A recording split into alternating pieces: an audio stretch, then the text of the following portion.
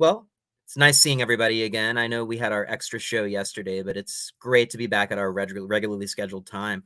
For those of you who did not tune in yesterday, we talked to Dr. Carol Swain about the Harvard plagiarism scandal that is currently erupting. So that show's available on our YouTube and via Twitter if you didn't get a chance to check it out. But we have a great Christmas-themed show for you today. First, we are going to talk to the co-founder of Plenty Downtown Bookshop in Cookeville, Tennessee, which is a store that I had the chance to visit earlier this week and really fell in love with.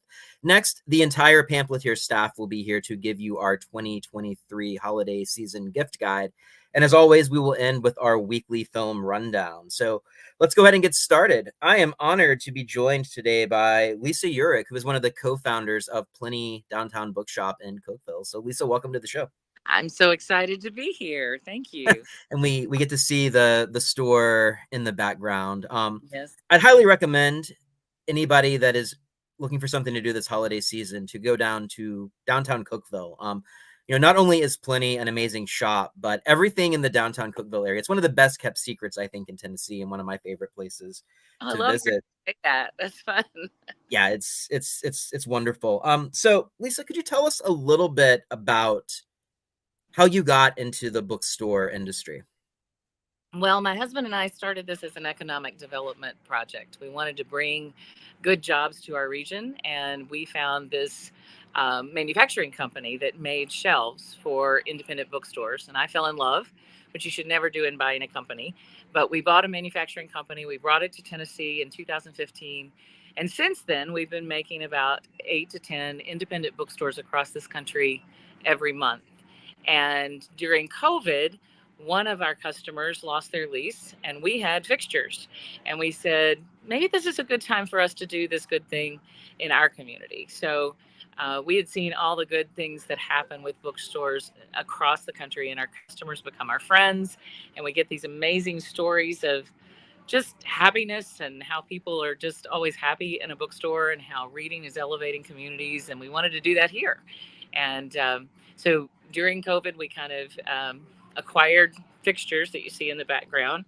And then last year decided to do this thing. And we first moved, had 7 floods in one location, decided that was our sign to move someplace else. So now we're in Cookeville's center of the downtown area, and it has just been wonderful for us. So, yeah. It's good. You don't often hear these positive stories about the pandemic. So, I mean, I guess there is a silver lining in that.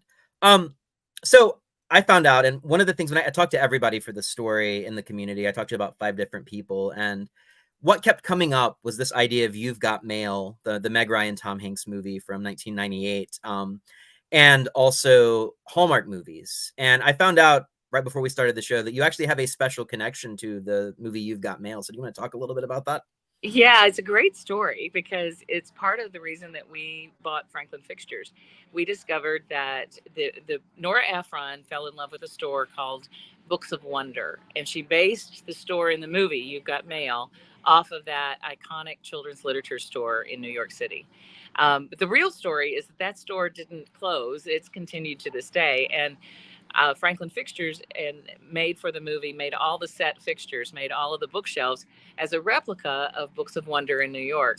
Also made the Fox bookstore, as well. But what's cool is that Peter Glassman still runs Books of Wonder. The real You Got Mail bookshop is alive and well, and we make, and so it's really funny to me every time somebody says it's like You've Got Mail, because it's exactly like You've Got Mail. It's the same fixtures and really the same story, only the movie told a kind of a sad ending. The movie closed the little bookstore, and that's not what's happening across the country. People are loving on the independent bookshops, um, and seeing them as a vital part of their downtowns and their important part of their communities. So we wanted to build book culture, we wanted to build community, bring people together. We say that this bookshop is kind of like Dolly Parton and Mr. Rogers had a baby in Switzerland. So uh, we want to bring the things of literacy and being yourself and neighborliness and all those things together. And that really was kind of the essence of what people loved about You've Got Mail. And The fixtures that we made there are just sort of the bones. They get their own scene in the movie, which is kind of fun. So yeah, we have a real, very real, visceral connection to that store. And so, you mentioned the pandemic in some ways is kind of the impetus of getting started with the shop. And something that comes up a lot whenever I'm interviewing anybody in the book industry, whether that's an author or the Southern Festival of Books staff, is that, book talk and physical books really took off during the pandemic in a way that they really hadn't before. I mean, 15 years ago, we were talking about the end of physical media, and now we've seen it have this massive resurgence. So what do you think is behind that? Well, I think it's an interesting, very interesting question. A great question. When we saw Kindles and those kind of digital media things come about, they took about 15% of the book market. But the readers of physical books continued, and during the pandemic, we became much more aware of puzzles and books and these introspective kinds of activities. There's something very special that happens when you open a physical book that does not happen in other media. And there's a nice 2011 study that shows we absorb 43% more when we hold a physical book in our hand than when we read on a screen.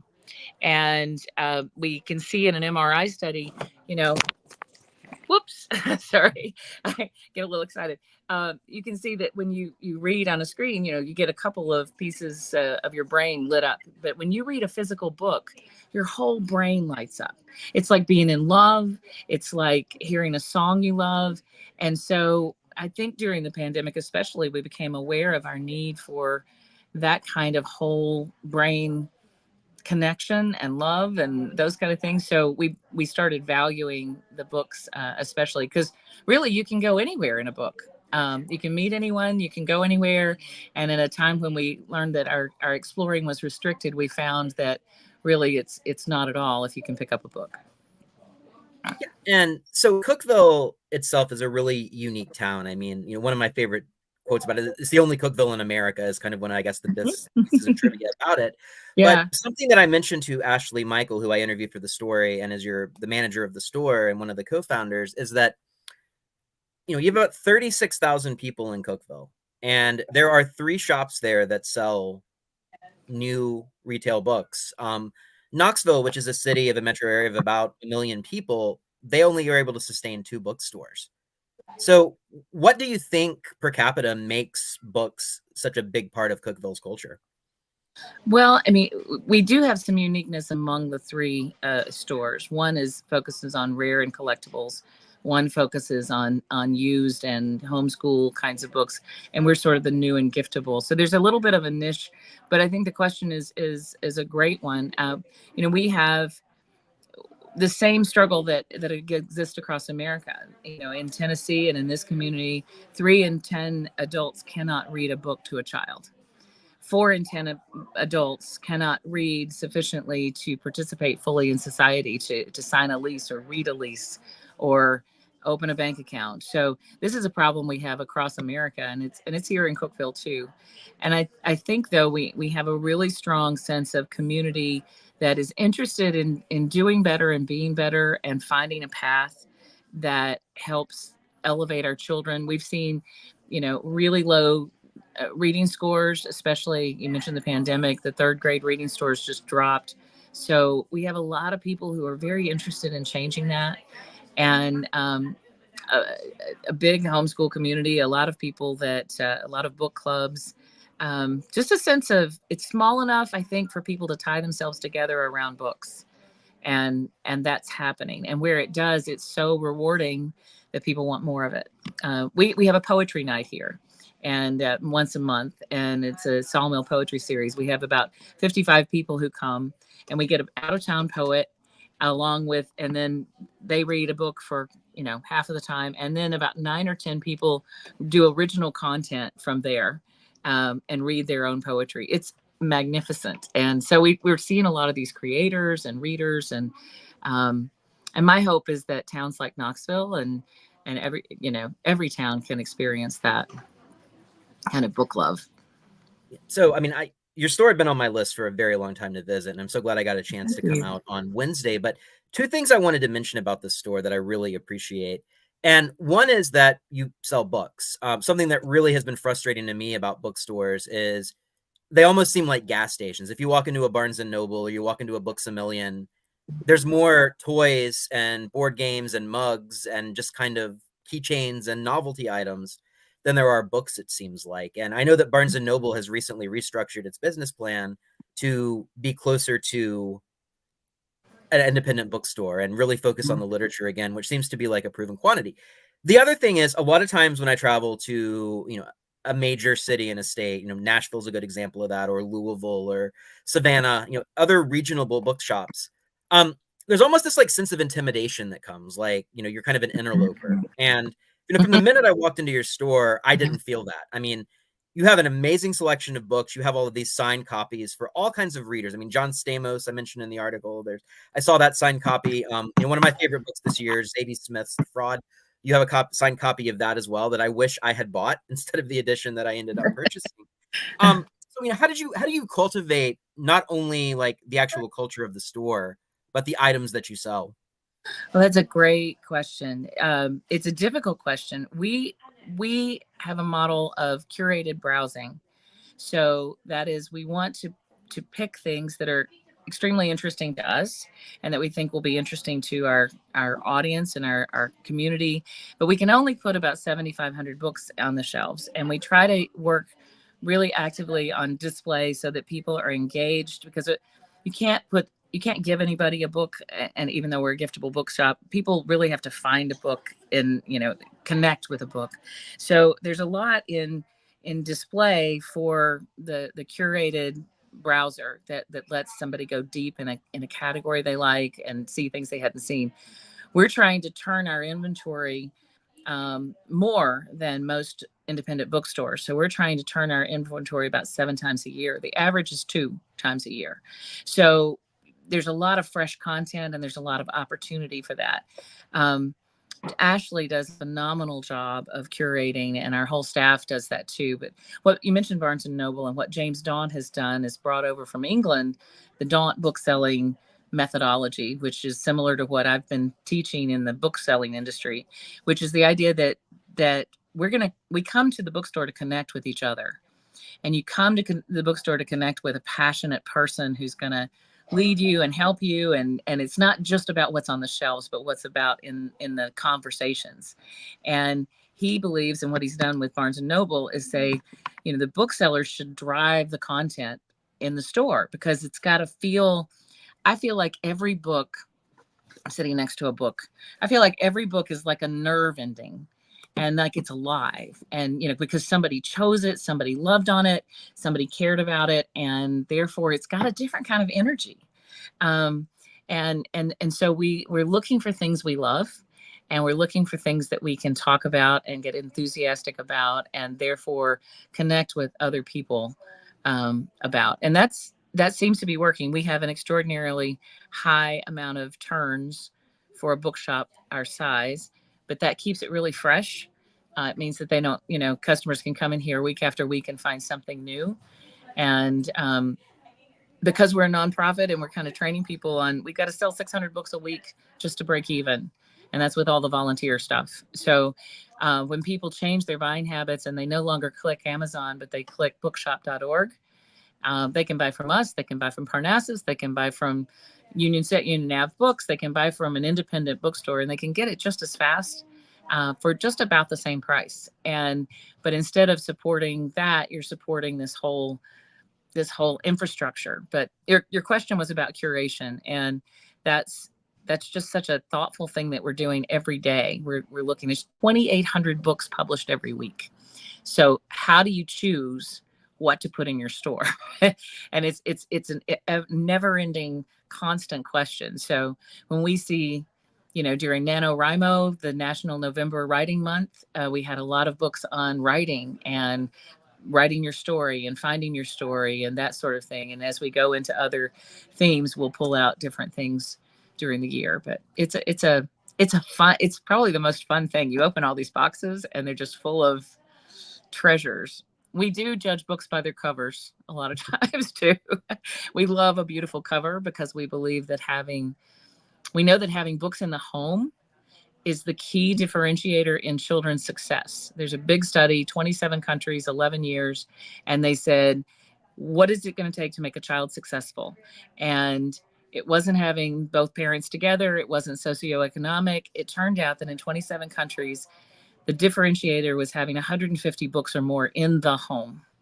So if we can make books beautiful and special and write in them, then people will have them and keep them in their home and treasure them. And that's good for everybody. Absolutely. And I wanted to go back to your nonprofit status, because that was honestly very shocking to me whenever I found that out, because I never really thought about a bookshop being a nonprofit. But the more I learned about that model in the process of writing my article, the more interesting and pragmatic that it seems to be as a way of organizing your business. So can you tell us a little bit about your nonprofit status and why you chose to go that route? Well, I tell people it's like planting a tree in a public park versus planting it on your own property.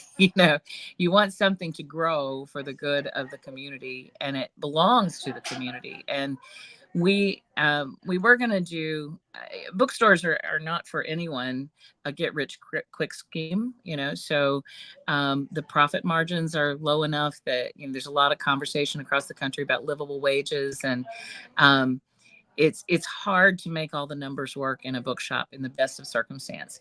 So it just made sense for my husband and I. We're volunteering our time. We're not taking anything from it.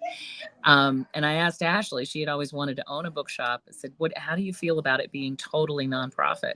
And she had to really think about it and was then like, yeah, I want it to be here for the community.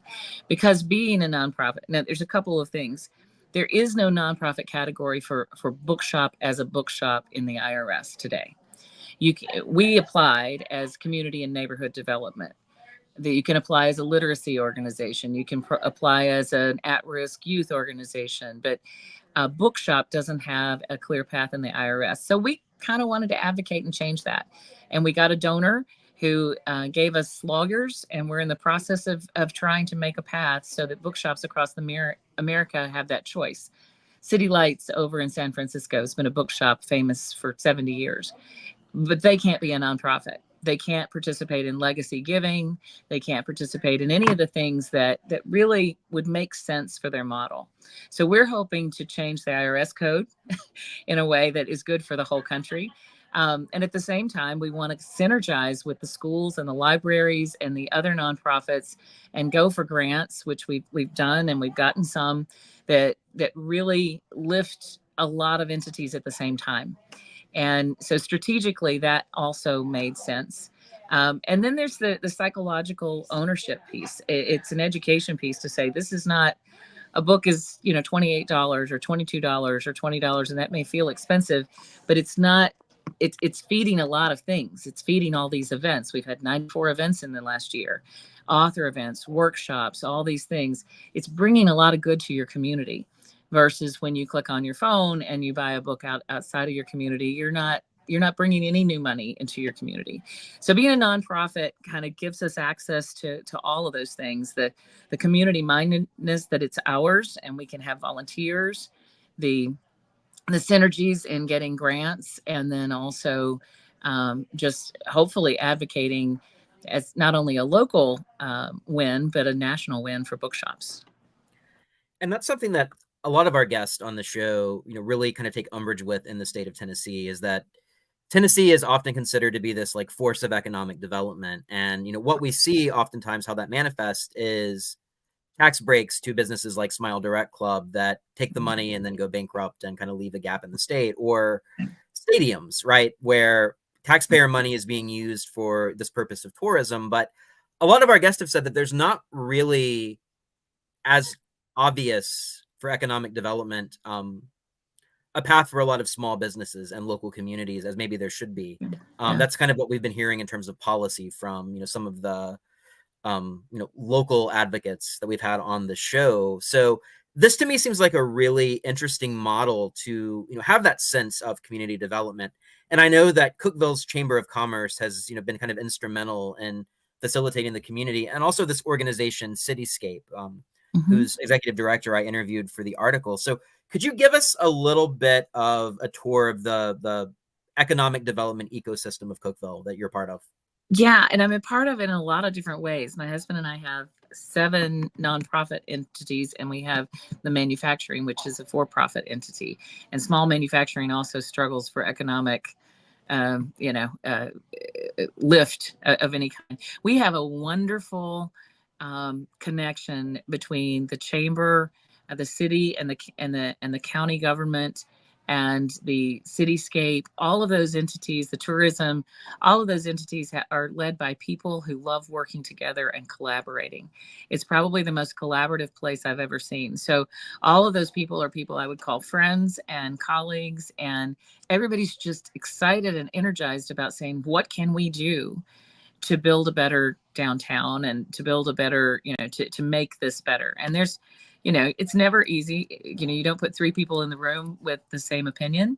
But we have a remarkable level of alignment about what we need to do. And an example, you know, when it was time for schools to start, Amy New, who's the chamber president, and she is responsible for Cityscape, she invited me to speak. I spoke for the entire school system on our nonprofit and how we wanted to partner with the schools, and immediately got traction there. And instead of just doing scholastic book fairs, they can do scholastic book fairs through us.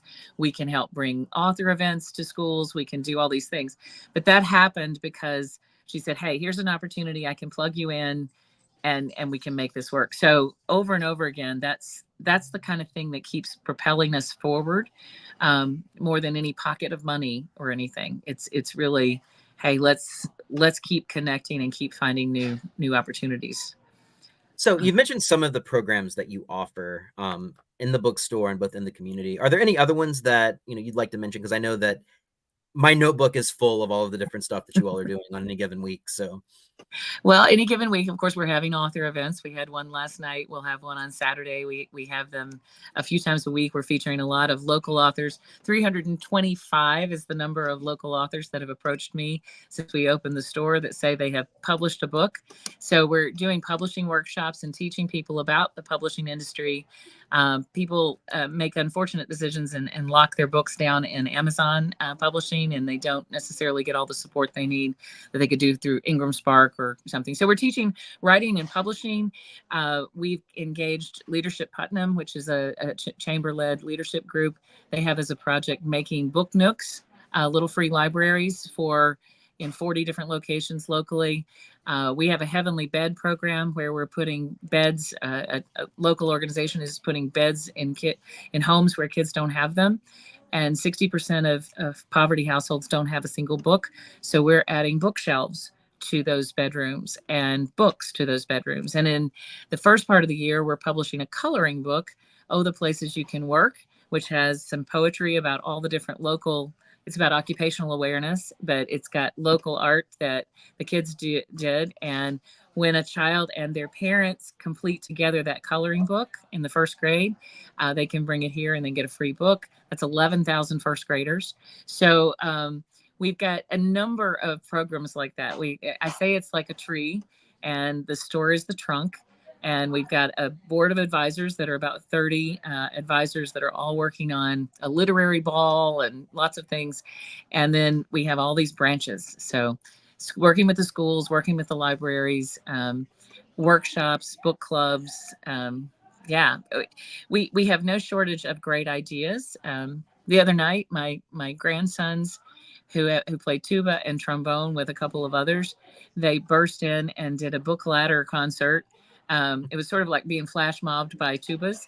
And they did Christmas music at the end of a new neighbor night that we have. So now we've launched a new neighbor program where people who've been here less than 3 years can come into the store, meet each other, socialize, and that's a structured program. So lots of stuff.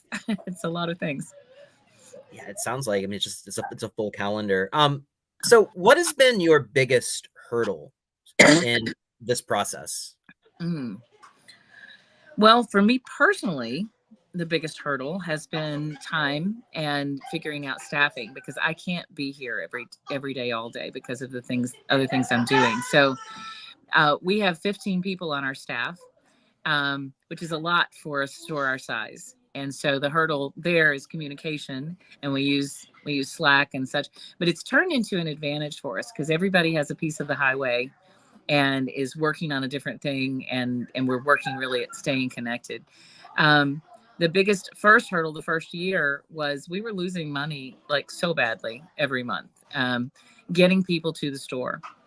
And until we figured out that 90% of the people who walk into the store will confess, I'm not a reader. 90% come into the store and they say, I'm not a reader. It's the same as people who go 2 doors down into the plant store. You know, I go over there because I say, I'm not a grower. Please teach me how not to kill the plants. And I think people come in here wanting to know, you know, how not have that intimidation, but I'm not a reader, but I'd love to get engaged with a book. Can you help me? And I think breaking down that barrier that you don't have to be a reader, you're not, you know, that this is a place for all of us. And if you haven't read a book since 7th grade, that's okay. You know, we can get it there. I think that's been a barrier, and but we're overcoming that, and getting people to switch their buying habits and their thinking habits. Audible is a place to listen to books, but Libro FM is another place where you can download the books, and you have to use an independent bookstore. And Libro FM supports independent bookstores. Audible supports Amazon. So just this education of switching is probably one of the biggest humps that we're still working our way over. And I would say you all are, you know, very good at that. I mean, I got this impression that there was just like a love of books there, as I mentioned, where, you know, other stores I'm almost like, you know, I've been teaching English at the college level for like 10 years, and there's some stores I just go in and I'm like, I don't feel like I belong here. And, you know, that was not the vibe I got at all from your store. So as I said at the beginning, I really want people that are in the Middle Tennessee area to take a trip down to Cookeville, downtown, and to kind of help them do that. I know I asked you sort of some of your holiday picks for, you know, people that are looking to gift a book to somebody else. So I understand that you have a few of those at the ready for us today. I have a few. I have a few favorites. So I'm just going to share what I'm gifting, because I love, I especially love nonfiction. So that's one of my loves. So I'm giving The Good Life, which is this is a Harvard study, an MBA study, 84-year study of health and human happiness, and it's unbelievably interesting. I'm giving a lot of that. I'm also giving the Clifton Strengths, which if people do this, they get a free. They can go on to Gallup and they get a free Clifton Strengths test, and they can discover their 5 superpowers. I'm also gifting Living Life in Crescendo to all of my friends who think they're retiring but should never do that, because your most important work is always ahead of you. And with those gifts, I'm giving some things alongside them that are about writing and notebooks and such. I happen to really love these notebooks, which have, I'll grab one that's like this brand of notebook, but we have lots of other notebooks in here. So we try to create this this story of, you know, what's your story? You know, how do you tell it? So my grandson is going to get some Blackwing pencils, which are very fun. Hopefully he's not watching, but yeah. he probably won't watch. He loves, you know, I told him he could have anything in the store, and he wanted Blackwing pencils because he understands Looney Tunes and Steinbeck and all of those things, and that's a big deal. And it's really fun. I discovered this year Frog and Toad, the series of stories of Frog and Toad, and I'm going to pair a lovely puppet, if I can put it on. I'm going to pair a puppet, there we go, with a book. So what I love for my littles especially is to put a puppet with a book. We do have the Stuffies, the Stifle Bears, and those go with some really fun, like Sarah Boynton's new book, Woohoo, You're Doing Great, which is a favorite book not only for children, but I love gifting children's books to adults. And I'll make everybody dizzy if I run around the store too much. But we've got, what do you do with an idea? And I have a podcast called The Life of Plenty, and I just listed out everything I'm giving everybody. My family can't listen, but but children's books are fun books to give to adults. They're wonderful books to share, and I love pairing them with a stuffy of some kind or a puppet, because it makes it sort of come alive. We've had a lot of fun this year with things like this. Dasher Can't Wait for Christmas. These are beautiful Christmas books. And what I love about them is they become sort of keepsakes through the years. I grew up reading the same one with my grandfather, and it was one that he introduced. So I'm introducing one that we can read again and again. And then I'm really in love with cooking now. And I've got a couple. I love this Bread and Roses, which is here. And I love one's called I Am From Here. But I get so excited. I think coffee table books as cookbooks as coffee table books is a great idea, because it gets in there. My grandmother used to read cookbooks like novels, because it blends this idea of hospitality and cooking and being together. I haven't even made it up there to the fiction area, but The Wishing Game by Meg Schaefer, we're going to have her here in April, launching her paperback. Is my mother wants clean reads, she says. So there's nothing in it that will upset my mom, but it's like Willy Wonka in the chocolate factory, only with books, and it's wonderful. And I love Matt Haig in the Midnight Library. There's a bunch of stuff. And so these are some of the things. I love this. This is one of my favorite new Christmas books. It's called We Disagree About This Tree. So, and it's a funny one. So anytime we can have fun, it's really hard to name your favorites, but Ashley had picked 3 or 4 things, but we like to pair something with something, like here's your book, and really spend some time signing it, some time personalizing it, put a Plenty stamp in it, and make it a keepsake that they keep forever. Ashley is wonderful about these collectible classics, and the collectible classics all have these beautiful covers, and some of them are leather, some of them are cloth. But what she does for her kids is every birthday, everyone who's at the birthday party signs the book, and it becomes, over the years, this treasure trove, this time capsule of who was at the book birthday parties and of these special things. I did that this year for one of my granddaughters, and all of my grandsons signed Mary Shelley's Frankenstein for her. And it was just so exciting to see them writing in this book with such vigor, like they just couldn't wait to send her messages inside the Frankenstein book, which is one of her favorites. And it's really, so these are ways that we get excited about gifting books and making them forever treasures, especially around new books.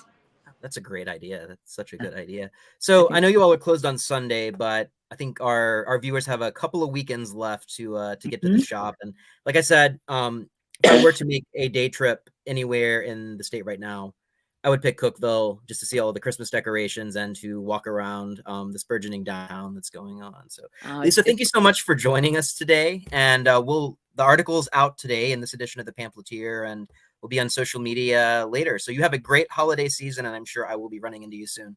Oh, I can't wait. Thank you so much. Bye. See you. Bye-bye. Okay, well, speaking of gifts, I have gathered the entire Pamphleteer staff for our own discussion of our picks for the holiday season. So I would like to welcome my producer, Geneva Megan Podsiedlik, our On the Beat reporter, and Davis Hunt, our editor-in-chief, to talk about what we're giving or what we want for Christmas this year. So welcome, everyone. Hello. Hey, this is like Hollywood Squares all of a sudden. So can you hear me? Yeah, I think we can hear everybody. Nice.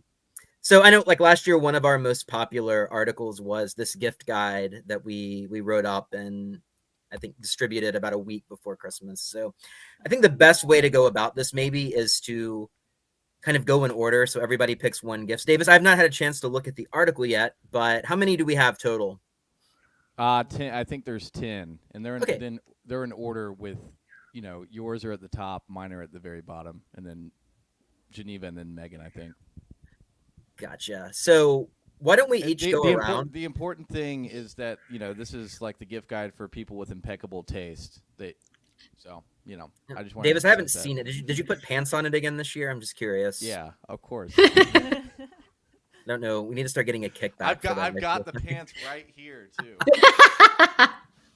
That's great. So, I mean, who would like to go first? I'm kind of tired of talking right now since I'm in the middle of my show. So. It's you. We'll just start from the bottom. We'll start with me at the bottom. Maybe that's easiest, and just scroll up. Look at that pants. Yeah, Jack Donnelly slacks. I'm wearing a pair, and this is a new pair that I just ordered. I talk about these pants all the time, but I mean, as far as men's pants go, there's not a better pair of chinos on the market than Jack Donnelly's, hands down, beyond a shadow of a doubt. Jack Donnelly pants, they're making the best pants in the world as far as I know, and I've tried a lot of pants. They don't pay me to say this, but they should. I'm basically a Jack Donnelly evangelist at this point. I probably spent, people, I think everyone has irresponsible spending habits, and my irresponsible spending habit is buying Jack Donnelly pants. I'm not even joking. I probably have about 10 pair right now. So yeah, that's my spiel. Jack Donnelly pants are great. Well, I guess we will all be looking forward to our Jack Donnelly slacks, who I want to reiterate are not an official sponsor of the Pamphleteer, but really should think about supporting us, given all of the free press that we give them. So next is this cologne, 1821 sweet tobacco cologne. I've not really been a cologne guy until I got this cologne, and then people started telling me I smelled good. And I unfortunately went through one of those kind of hippie-ish phases where I wouldn't shower through college, and my family used to always tell me that I didn't smell good. They would always complain about me not showering, and I grew out of that now, and I've matured, and so now I purchased. This is what I spray all over myself now. It's great. It smells great. I get I'm not even joking. I get compliments on it all the time. Were you wearing it when you were in California? Probably. You did smell good. I've had people just like Jack Donnelly pants. 1821 sweet tobacco cologne is another thing that I tell people to buy all the time. So yeah, I think the last time I was in Clarksville, I was there for the giving a talk, and someone's wife gave me a hug to greet me and said I smelled good, and kind of in front of her husband. I was like, that's really weird. First time anyone's ever told me that. First of all, second, your husband's right there, and she asked me what I wore, so I told her that. Since then, it's been So there you go. Sweet tobacco. If you want to look and smell like Davis, he's giving you. Yeah, and then this chainsaw is my favorite. I look for excuses to use that thing. It's still, if you ask anyone that uses chainsaws like regularly, like a farmer or a firefighter or any of these people, still is the brand by far. Amazing chainsaws. This is the like lightweight one. I used it to chop down this big tree in my backyard. I'm looking for the next tree to chop down. Trying to, I'm looking for excuses to use this thing. That's how awesome it is. So once you go still chainsaw, you can't really go back. It's pretty impossible to like buy another chainsaw or even think about buying any other brand of chainsaw. You just want to buy bigger chainsaws that are made by Still. So I will admire that one from afar, since I'm still recovering from slicing my finger off with the hedge trimmer 2 summers ago. But I have been really, really, really interested in buying one of these for a long time, and I do not think that Christmas wish is coming true for me. So, oh man, it's so awesome. I was gonna start it up on camera, but I decided that probably not a good idea. That'd be really I mean, I've got it right there. They're so easy to start. That's part of their charm. All right. Gotta pick That's some quite an Megan here. eclectic mix of gifts. So who's got the Odyssey by Homer? Where are we going there? That's me. That's me. So I actually only have one gift on this list. Apparently, Davis monopolized it. No, you're not going to smell like me. You're not going to wear the same pants as me. But this kind of piggybacks off of your topic today. I thought that the best gift to give to yourself or others is a good work of fiction. And I mean, if you're trying to retain an attention span in this modern madness, sitting down reading a book. I'm an auditory learner. I think that active listening and even listening to books is very good for you.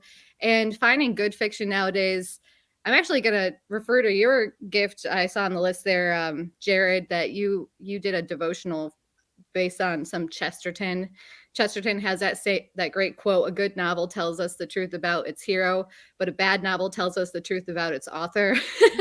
And so a lot of things that you pull off the shelves nowadays, it's hard to find a good work of fiction. So why not go all the way back to the beginning to Homer? This is a lesser known, I think, of the two epic poems. Everybody usually reads the Iliad. Everybody loves the Trojan War. But this is really, I think there was an Italian philosopher / professor somewhere in California who called this the difficult art of being human. I would take it a step further. I think it's a great book about masculinity. It's really the difficult art of being masculine, and beyond just this confrontation of like the Trojan War, it's his journey home back to Ithaca.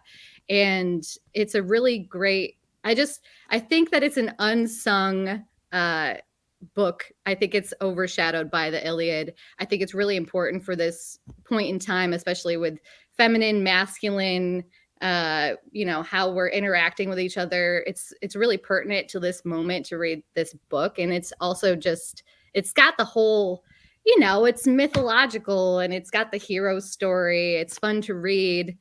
I'm risking going a little long here. Go ahead. The Robert Fitzgerald translation's great, but if you ever want to I don't know, teach yourself Greek at some point, the Loeb version of this is awesome too. These are just great. I'm partial. Yeah, I was partial to the Fitzgerald, and many people like that version. And I think that that's the biggest thing to crack is like, what version translation do you buy?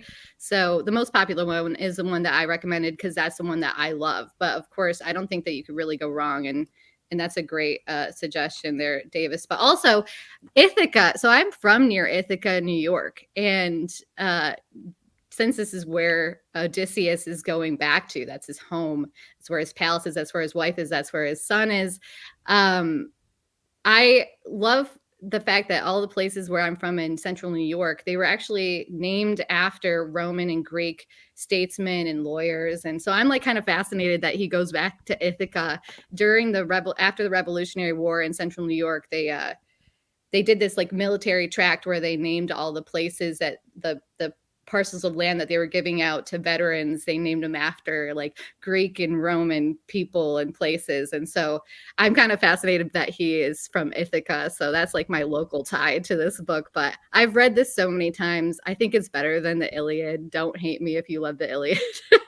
But a great read, a great work of fiction, definitely worth something to put on your list for yourself or for another person this Christmas. That's my spiel. I'm plugging for Homer. I don't think that he's gonna endorse me though. I think he needs the support, honestly. We're not getting any affiliate money from this, I'm pretty sure. But all right. We should, honestly, with that sales pitch that we're giving for these products. I mean, we need to be paid for this. Well, speaking of sales pitches, Davis asked me to add some things to this gift guide. My favorite kinds of gifts to receive and give out are homemade gifts. That can be like, are you good at a skill? Like, do you know how to cook? You can make something for someone. Are you good at fixing cars and your friend's car is making a horrible noise? Are you good at woodworking, painting? Are you good at music? I've done paintings, songs, herbal tea blends, hot cocoa blends for people. People really like them. People like to get something that you took time to craft for them. So I think that's like always a really nice gift to give to somebody. I also have here, this is like a personal gripe, but it's also something I've heard from every woman I've ever talked to about it. If you've got a special lady in your life, she probably wants to go swing dancing, and probably Yes. everyone has always told her, no, they're not going swing dancing. So take Davis take her swing and Jerod, you're dancing. awfully quiet. Hey, I took swing dancing classes in high school. I'm just terrible at it. My mom taught me to dance, but not like a good place to go in town for this is Nashville Palace, and they do like Nashville Palace. classes. Yeah. Yeah, up by Opry Mills. They'll do like stepping classes and all kinds of stuff. I've never gone to the classes, but also actually I asked Geneva, because you brought this up. Yeah. I asked my buddy, who is like competes in Western swing dance competitions, who a good instructor was in Nashville, and he said the name Chrissy and Isaiah Brito. I don't know. I thought about, he sent me that after we published the article, but it might be, Chrissy. This would go very wrong very quickly. And Can we Isaiah, can we get them Isaiah on the show maybe in the future? Britto. Yeah, we definitely can. We should have my buddy Thad on too. He's the guy that told me about them. Isaiah wrong. Geneva, how long have you been taking swing dance lessons? I'm just curious. Oh, I haven't. I just taught myself at home because I hate teachers. Also, I could never get someone to agree to go with me. You hate teachers? That's so funny. Yeah, That is not the least surprising thing I think I've ever heard you say, though. During the summer here, they do free classes every Saturday here by the river. If you're near downtown Nashville, it's really fun. They have like big bands. They teach you how to tango and swing and all that jazz. And you don't need a partner to go. There are plenty of 65-year-old plus men who want to partner with you. Yeah, I should. You could take clarify, Lucas. I could take Lucas. I should clarify. I don't hate teachers. I hate being taught things. Okay. I don't know if that's better. Okay. I like all right. learning, just not from someone else. I did not Fair. realize Yeah. Larry Arnn was producing my show. That's a get good frustrated with Pamphleteer authority. special Davis joke there. knows. Anyway, let's move on from Yeah. Geneva's teacher thing. The last gift that I recommended was from High Garden Tea, which is a Nashville-based company. They have a Get Well blend. They have a ton of different herbal tea blends that would make really nice gifts that are simple. They're not too expensive. They've been practicing herbalism for over a decade, and they're insanely devoted to the environment. Everything that they package with is compostable, and they donate 50 cents of every purchase to this like forest savings account, which they use to buy forested land and then preserve it, which I think is really, really, really cool.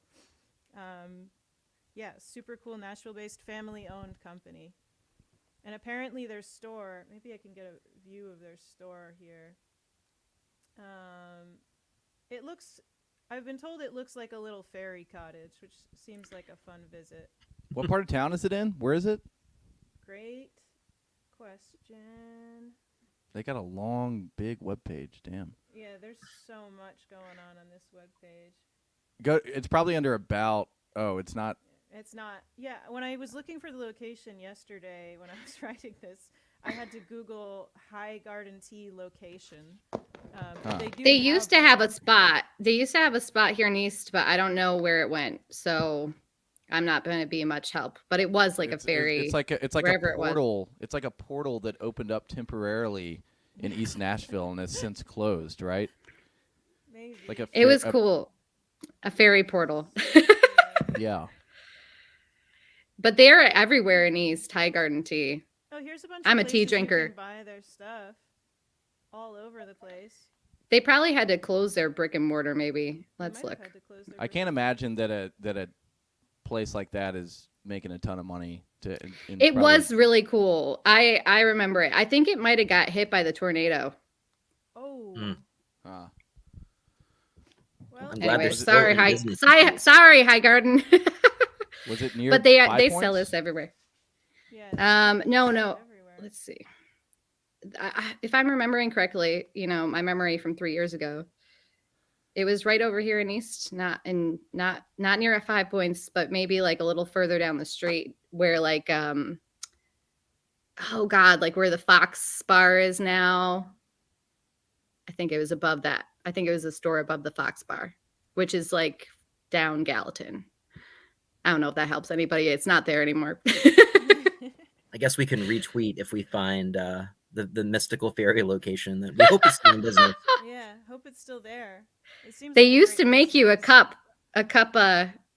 You could get a cup there, and while you're looking for your teas. Aw, I love tea shops too. that's so nice. I'm a tea drinker. I can't do high amounts of caffeine. You gotta do the herbal stuff. I'm an espresso guy. Yeah, you do all of the you IV caffeine into your arm. Like that's Yeah. he's a double shot guy.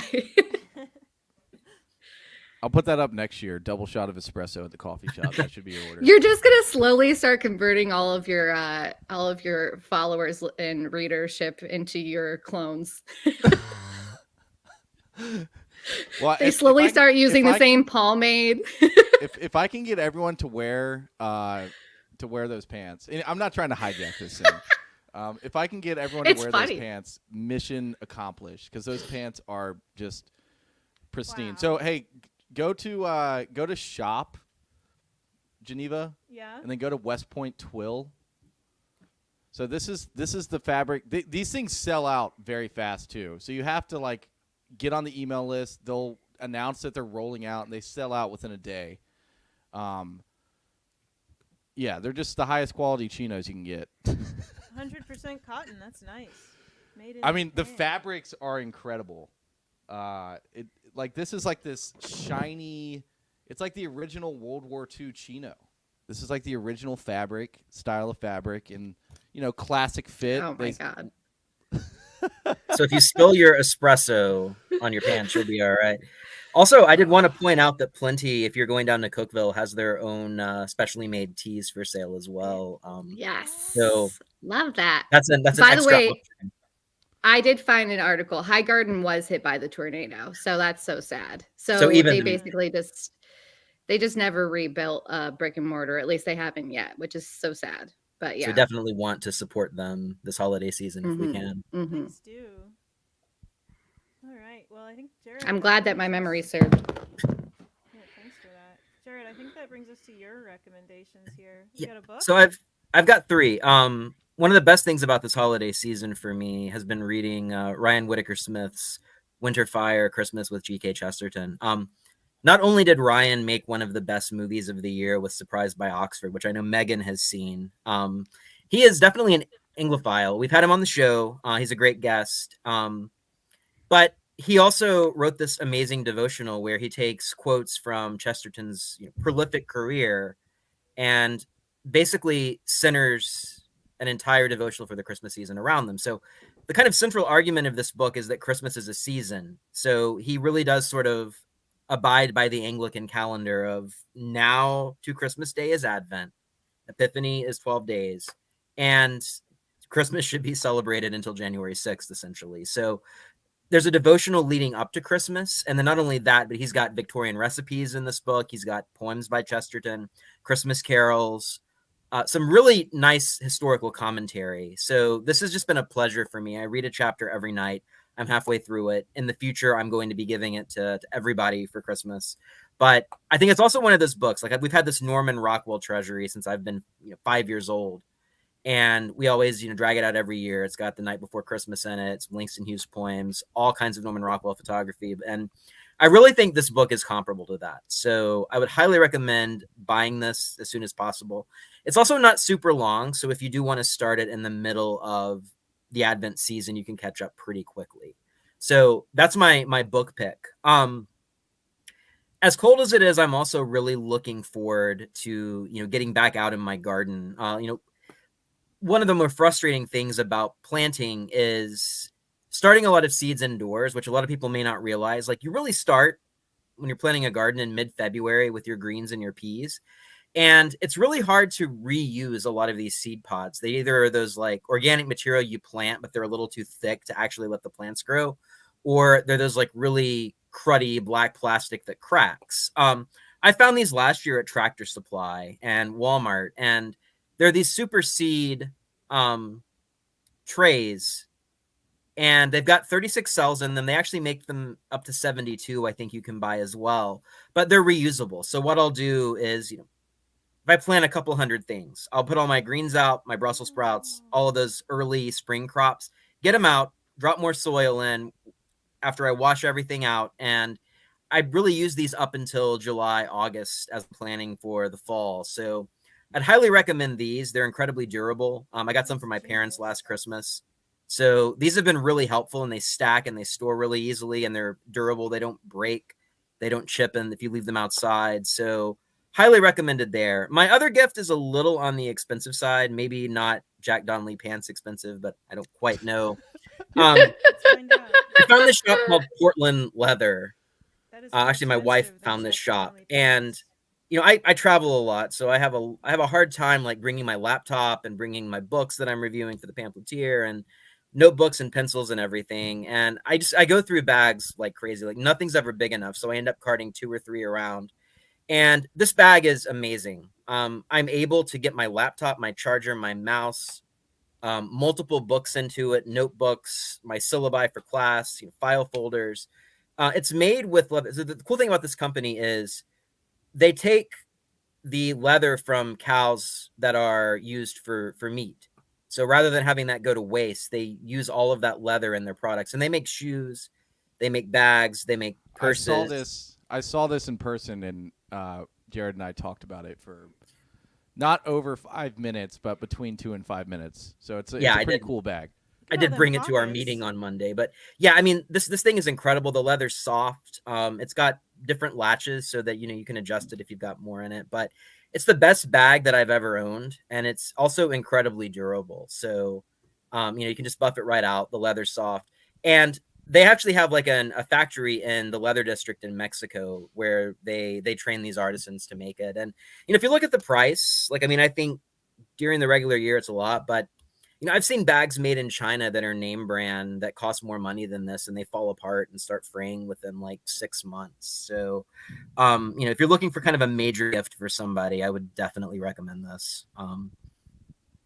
So yeah, I mean, that's kind of the big gift. My wife was nice enough to give it to me early because she got tired of me carrying around my like ripped up Target bag to class. So I've been using it since October. Jerod, I have a question about those seed trays. Yeah. What do you put in? What soil do you use to put in, like when you're prepping them indoors? Because for a while, like the past 2 years, I've got these. I don't even know what they're called. They're like these. It's like soil with a net around it. They're the worst things ever. Anyway, yeah. Yeah. So I'm buying those seed trays, by the way. Yeah, so am I. With the netting, it works if you cut the netting off. I don't love it as much. I found some at Dollar Tree last year that were really great, and they're like in these. They almost look like little pieces of wood, and you can break it off and drop it in. But I think the seed starter with the moss in it's always the best. I wouldn't put like potting soil, but I like the ones that you put in the water and have expand, because if you get the actual like starter mix, it's like that powder that just goes everywhere. Yeah. I tried some of that. I ran out last year and bought some of that, and I spent until like May cleaning that stuff off of my kitchen counters because it just wouldn't leave, and the powder flew up everywhere. So I think the Jiffy stuff, and like I said, the stuff in the corn husk netting, if you cut it beforehand and don't just like drop it in the tray, it does work a little bit better. But I would say like go to Dollar Tree around February, March. And honestly, that's a great place to get your seeds too. That's one of the things that I think is kind of funny out in the middle of the country where I live is that, everybody talks about how these dollar stores should be selling produce. And I've written about this before, plenty, but everybody just goes and they like raid Dollar Tree and Dollar General for all of this stuff every spring and, use it for their own gardens. And that's something that a lot of people don't remark upon, but that's a really nice asset for gardening, and it's relatively cheap too. So that's what I use for sure. Cool. Awesome. And I think so. We've got all of these gifts available. The article came out this morning in the Pamphleteer's edition. So go to pamphleteer.co if you want to buy some Jack Donnelly pants and everything else that we talked about. So awesome. Well, it was great seeing everybody, I think, for the first time on one of our shows. And I'm sure that we will be talking here before we wrap up for Christmas break. So y'all have a great weekend, and I will be talking to you soon. Bye bye. See ya. Bye. Bye, guys. All right, so we're going to end the show this week with our weekly film rundown, and we're still in the pre-holiday rush. Next week, we're going to have kind of a doozy just because we're going to be talking about the movies that come out on the 22nd and also on Christmas. But this week is a little bit light, even though there are some really anticipated releases coming out. My pick for the week is Yorgos Lanthimos' Poor Things, which is kind of a riff on the Frankenstein tale starring Emma Stone. If you know Yorgos Lanthimos, you may have seen his movie The Favorite with Rachel Weisz and Emma Stone, or The Lobster with Colin Farrell and Rachel Weisz, or Killing of a Sacred Deer with Colin Farrell and Nicole Kidman that came out. He is a very eccentric filmmaker. He hails from Greece. This movie has gotten a lot of Oscar buzz. It's supposed to be kind of a dark satirical comedy. Emma Stone is in the top tier running for Best Actress in this movie, and a lot of people are saying it's the best performance she's ever given. So this movie is playing at the Belcourt at the moment. Willem Dafoe is in it, Mark Ruffalo, Margaret Qualley, and I think it is going to be opening wide on the 22nd, but right now the Belcourt has it exclusively. So I will hopefully, if I get a chance to get down to the city this week, be checking it out. It just looks amazing. If you remember back to my original most anticipated films list, this one is on there, and it seems like that was a good call for me to make almost a year ago. So Poor Things with Emma Stone, Mark Ruffalo, and Willem Dafoe, I would highly recommend. The other major release this week is Wonka, starring Timothée Chalamet. I don't think anybody really was clamoring for another Willy Wonka movie, but by all accounts, this one is really well done. It's a prequel to the Willy Wonka story, and it stars Timothée Chalamet as Wonka. He's already got some like meme-worthy lines if you've seen the trailers.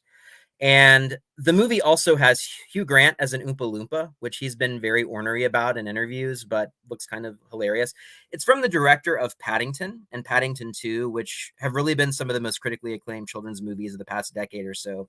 One of the really cool things that I found out is that if you go to see this movie at Regal Opry Mills, it's playing in 4D.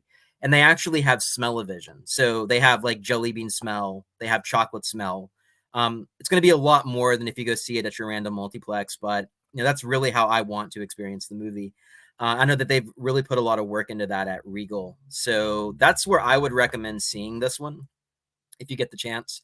You might as well, go all out. I think this is probably going to be one of the bigger movies of the holiday season.